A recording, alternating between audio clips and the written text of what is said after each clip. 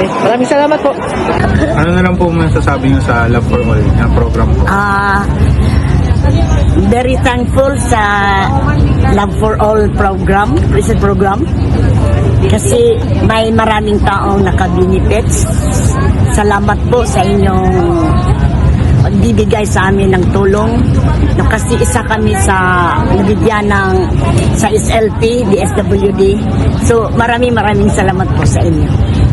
Thank you, Mother. Thank you po. Ayo. O, ngayon mga kababayan, naipakita natin yan para hindi lang tayo ma-fake news ng mga DDS.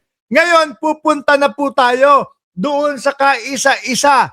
Kaisa-isang ipinaglalaban ng DDS. Objection mark! Too many poses.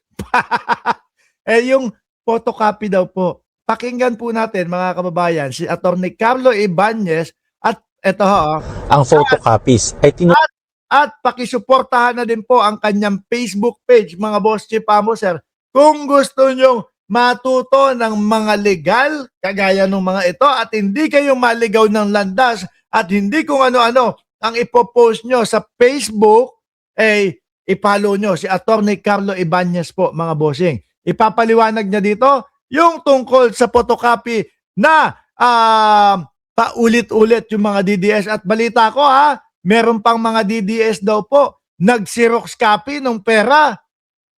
Tapos tinatanong kung pwede daw gamitin. Mga bopol talaga mga kababayan.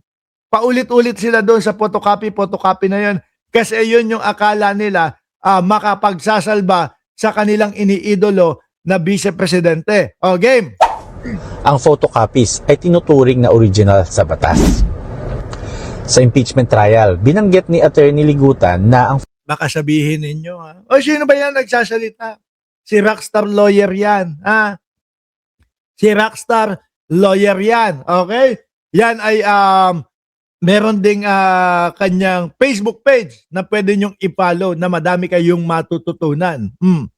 photocopies are considered originals. Ang dami nag-i-act. Pero, alam nyo ba na tama si Attorney Ligutan? Siyempre, mamaliin nila yun. Ano po? Kasi, kailangan ipadisbar yang si Attorney Ligutan. Kasi alam nyo po, lalo na ngayon, digital na po, mga kababayan. Ang ating mga kilos, ang ating mga galaw, mga Boss Chief Amo Sir, no? Na meron na nga tayong mga transaksyon, may mga nakakapagtrabaho na tayo remotely sa ating bahay. Tapos, yung katransaksyon natin o yung trabaho natin ay nasa ibang bansa. Di po ba?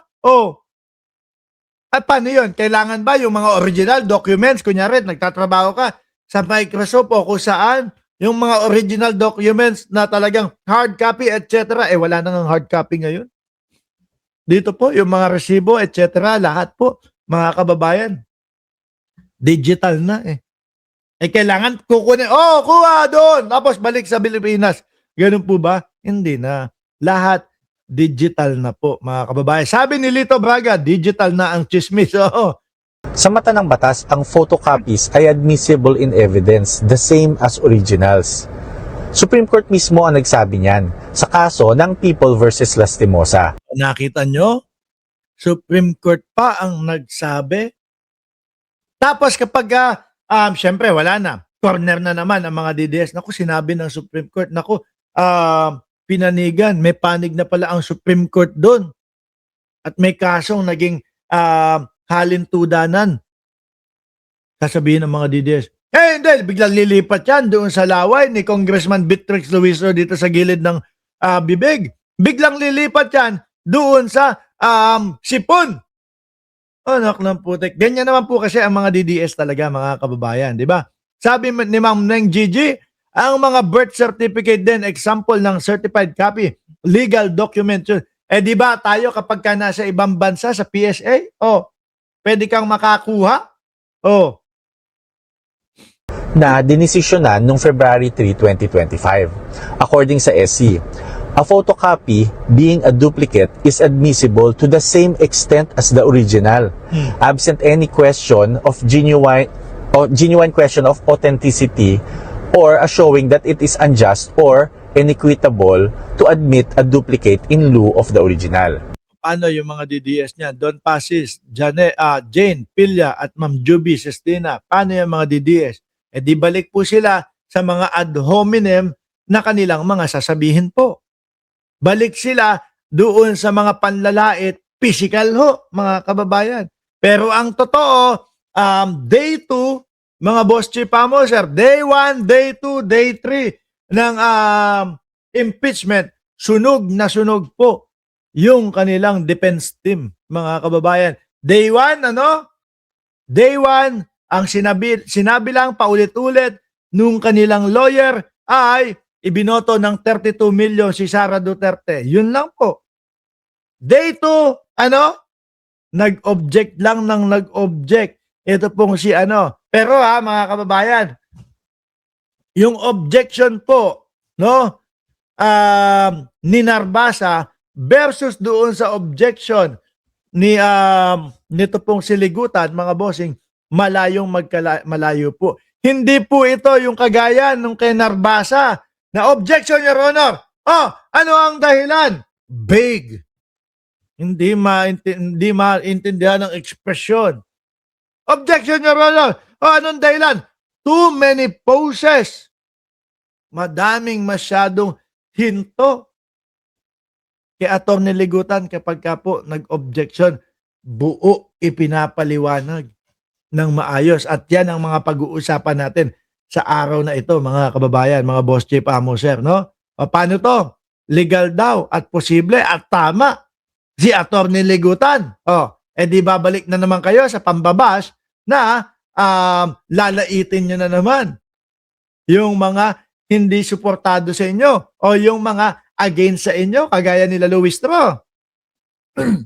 Kaya yung mga nagsasabi na mali daw si Atty. Ligutan, mukhang hindi nabasa na ang jurisprudence. Bago kasi mag-react, alamin muna ang batas. Tesla name? Diyos ko. yung ano ko, it's Tesla name daw. You gonna play Tesla? Sandali lang mga bossing. Ayan.